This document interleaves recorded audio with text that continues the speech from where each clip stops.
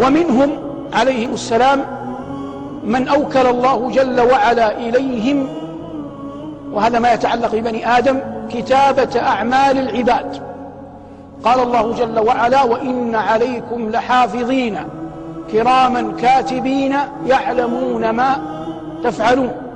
وقد مر معنا أن أي أحد يلفظ بلفظ فإنما يمليه على الملكين، والملكان يرفعانه إلى من؟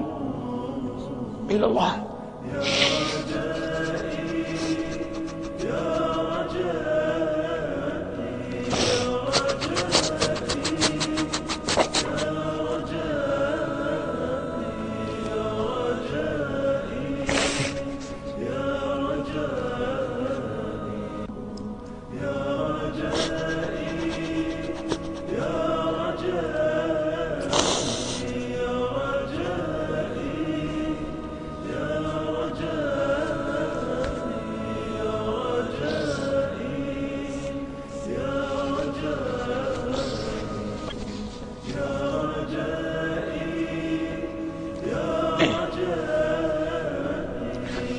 نسأل الله أن يرزقنا الحياء منه، فكم رفع لنا مما لا نقبل لا نرضى أن يرفع إلى الله، لكن نسأل الله الذي ستر أن يغفر، إن ربي غفور رحيم.